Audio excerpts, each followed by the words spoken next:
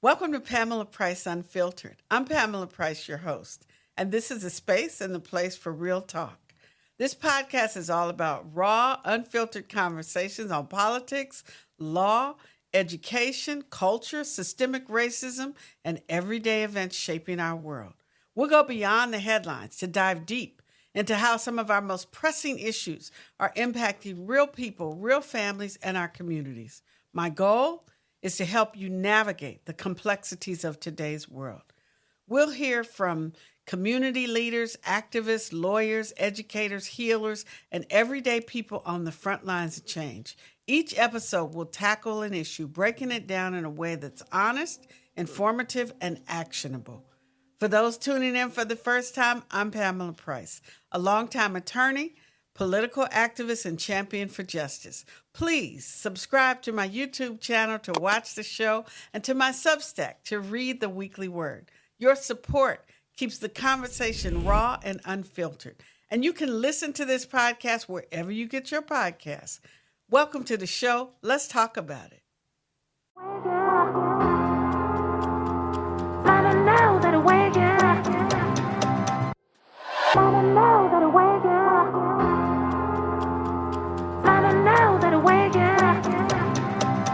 Welcome to Legally Speaking.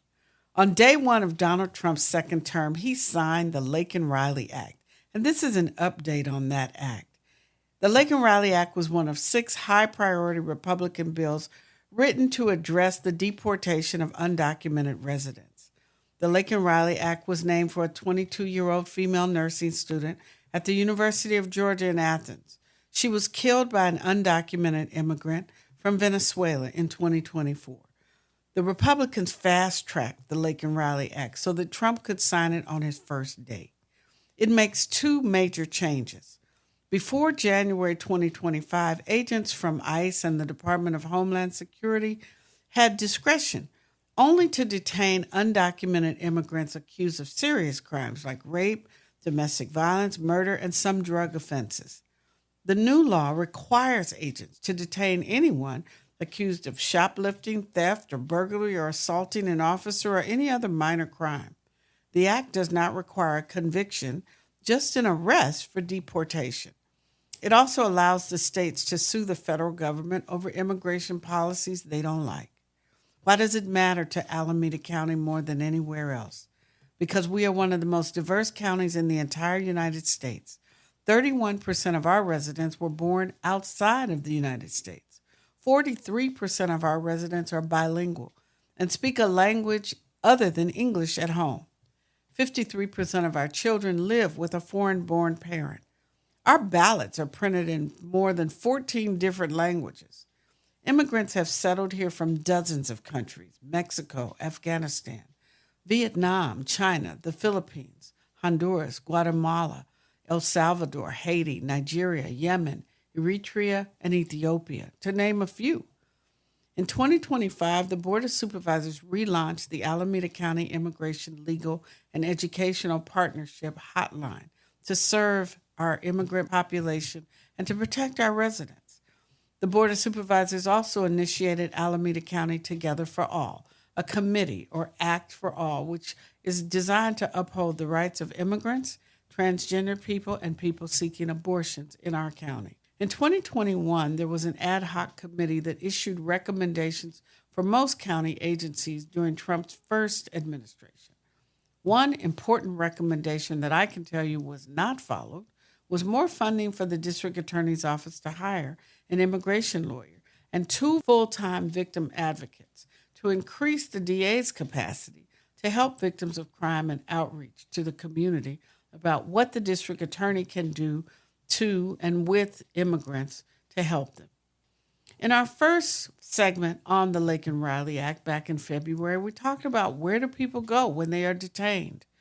In California, most people went to the Golden State Annex in McFarland, California, or the Mesa Verde Detention Center in Bakersfield.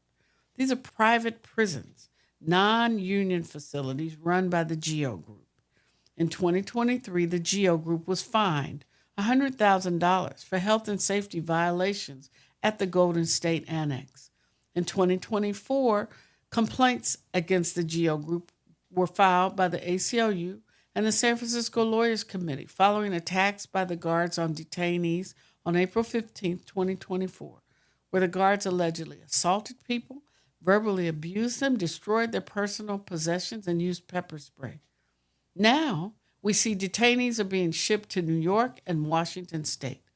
Centro Legal de la Raza is warning residents that ICE is now the best-funded law enforcement agency of the federal government, and that the lawyers need more resources from state and local government to fight back. At a press conference in Oakland, the managing attorney of Centro Legal de la Raza, Nicolas de Braymaker, warned our city. The Trump administration is not playing by the rules. They're breaking the law, and the only way to address this is by bringing petitions to the federal court. We know that Donald Trump is not playing by the rules. He is bending every rule and violating every law to achieve his objective. Let us not forget that during his campaign, he repeatedly emphasized Nazi-era rhetoric that immigrants are, quote, poisoning the blood of our country. For those who don't know, the phrase poisoning the blood of our country is straight out of Hitler's manifesto, Mein Kampf, his blueprint for a pure Aryan Germany and the removal and slaughter of the Jewish people. When ABC White House correspondent and anchor Terry Moran called out Trump's senior White House advisor Stephen Miller as a world-class hater, in Moran's own words, he used very strong language deliberately. Stephen Miller is a far-right white nationalist. Miller's influence on our government and Donald Trump is white supremacy unleashed and running loose in our country. We all need to be paying attention like never before. We are only 8 months in, and Trump is moving swiftly forward. If you are not alarmed, you should be. Only the people who reject racism absolutely and unequivocally will prevail in this fight. And we will need all the lawyers we can find to fight Trump. If you can, please send a donation to Centro Legal de la Raza at 3400 East 12th Street in Oakland, California, 94601. Thank you.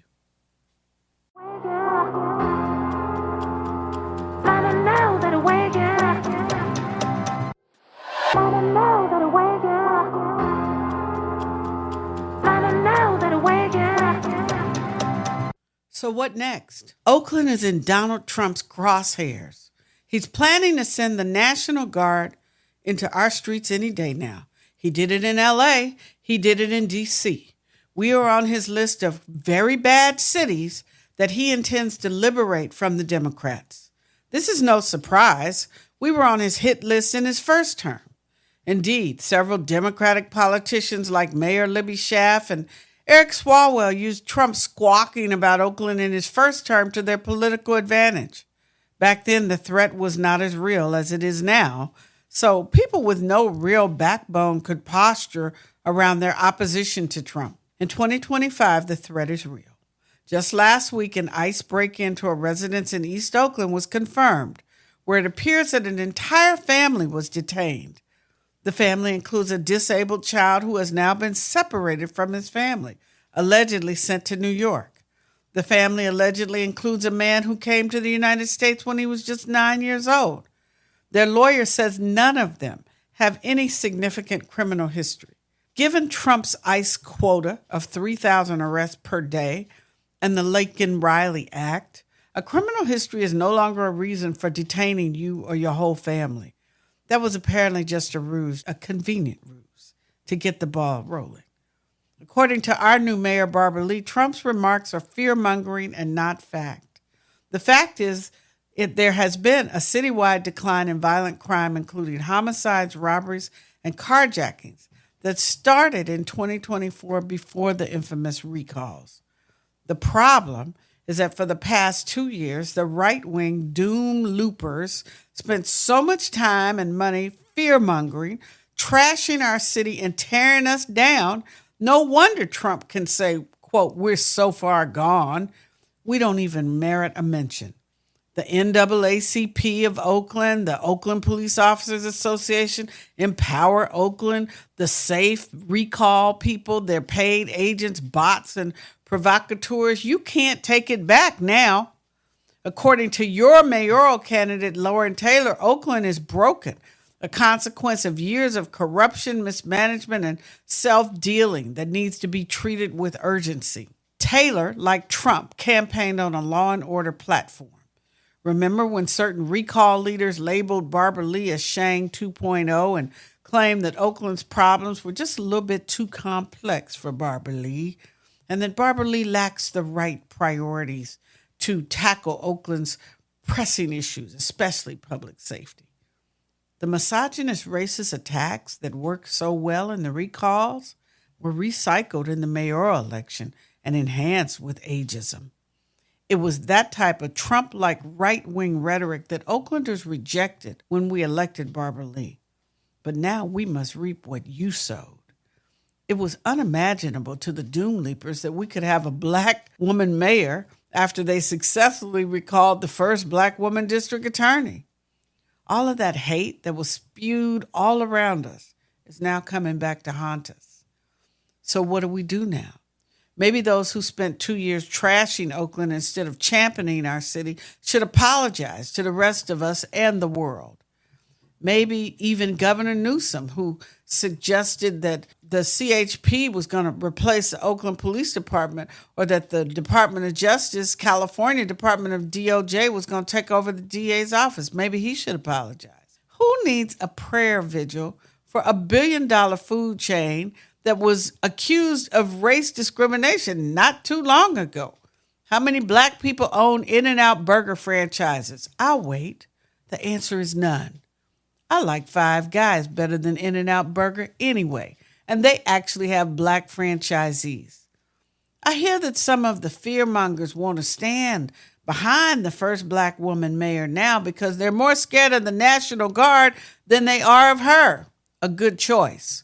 More people, from business leaders to pastors to state and congressional politicians, need to step up and tell the world that Oakland is incredibly diverse and proud of it, that we bring culture and flavor and food to the Bay that stands out from anything San Francisco or San Jose has to offer, that we have beautiful and vibrant neighborhoods, that we have an amazing port that is a major international trade hub and the economic driver for the entire Bay Area, that we have a world-class science center and a fabulous zoo, that we have the best Dia de las Muertos festival in the Bay, and that our people are our greatest asset, and we love Oakland. How about that? Other cities have problems just like Oakland, but instead they celebrate the positive. People still go to Chicago and New Orleans and New York and D.C. and Portland, even San Francisco, and other major cities, even though they struggle with crime, addiction, and homeless encampments. Where is the positive energy for Oakland?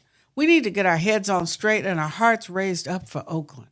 It's time to change the narrative with the conviction in our hearts that Oakland is a great city and that we don't need billionaires and fascists to tell us how to live here.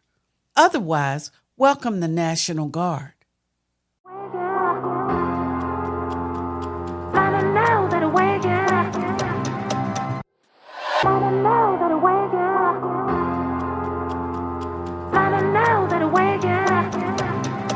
Thanks for tuning in to Pamela Price Unfiltered.